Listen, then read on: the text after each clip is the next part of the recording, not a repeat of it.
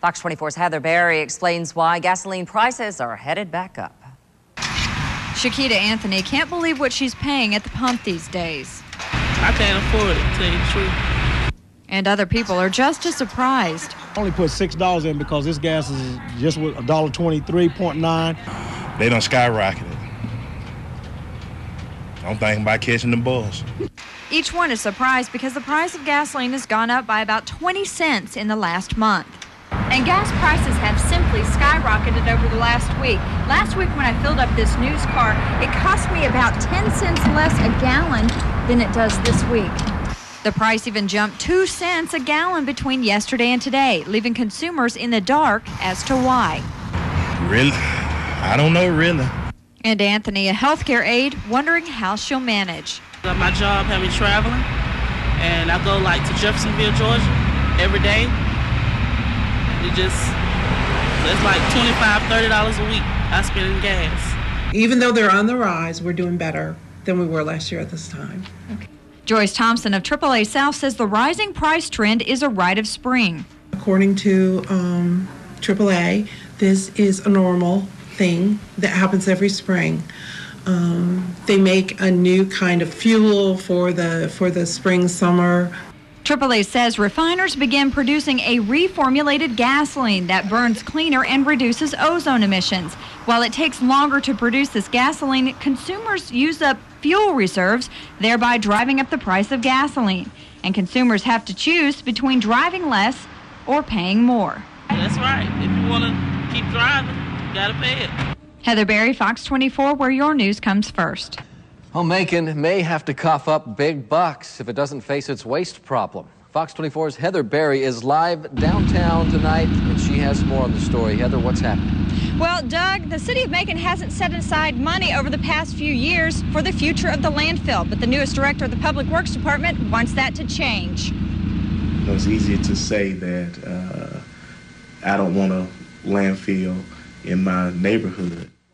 Dexter White is the director of the Macon Public Works Department. He says that a landfill is a necessary evil that local communities must address. The most difficult thing to do is come up with a good solid waste management plan, which should include a landfill. White says that landfills should pay for themselves and have charges designed to prepare for the present and future by collecting enough to cover current operational costs, funds to eventually close and maintain the land for 30 years, and monies to purchase a future landfill. But that's not what's happening here in Macon.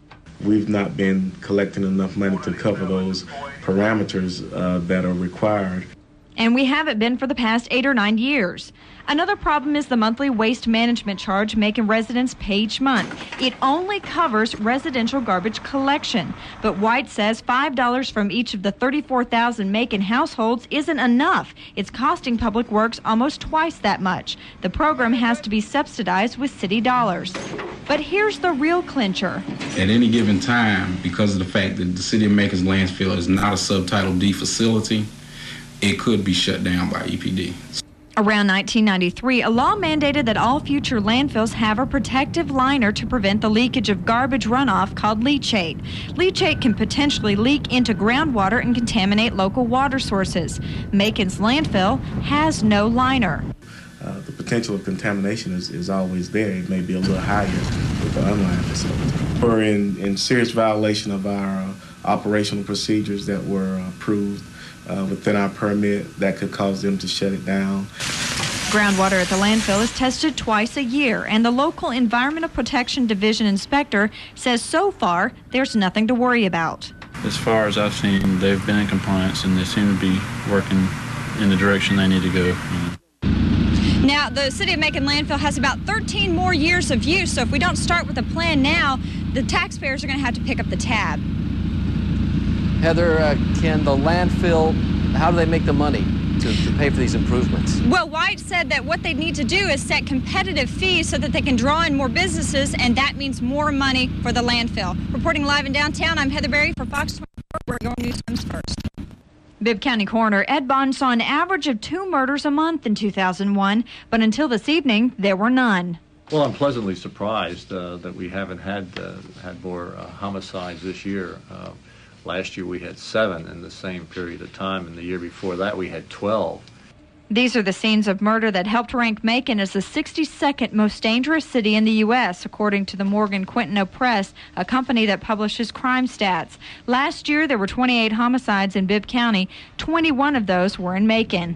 Well, compared to the past few years, at the beginning of the third month of the year, it's just kind of unusual.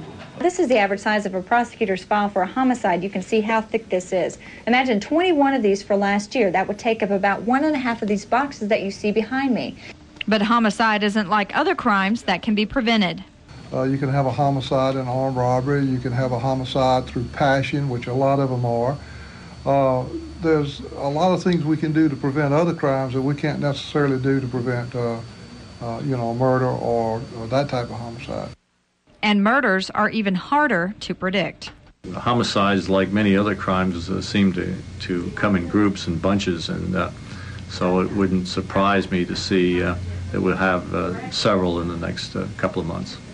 Heather Berry, Fox 24, where your news comes first. Well, weapons at school are a reality for today's kids. Fox 24's Heather Berry has more about keeping schools safe. Christine, with the rise in school shootings, administrators face new challenges keeping campuses weapon-free. One not-so-obvious way to do that is using the dress code. The Bibb County Board of Education says big shirts and cargo pants aren't allowed this year, and that has some kids wondering why. You want to wear something to school, like the cargo pants that are not allowed. It's not right. I mean, they're in style. Why can't you wear them?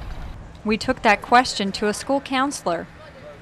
Dress code is important here at school because it allows for safety. If the kids' shirts are tucked in and if they're neat, it allows for their safety as far as the weapons policy goes. Right now I'm wearing a big shirt and cargo pants, and as you can see, these are very baggy clothes.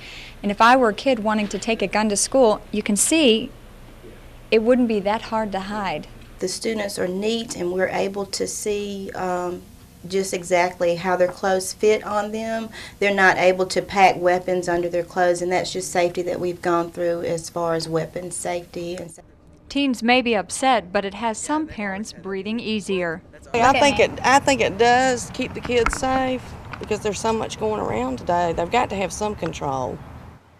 And one final note, copies of last year's dress code were accidentally handed out at Central High School. Check your copy for the current 2001-2002 school year, or you can visit the website at www.bib.k12.ga.us. Heather Berry, Fox 24, where your news comes first.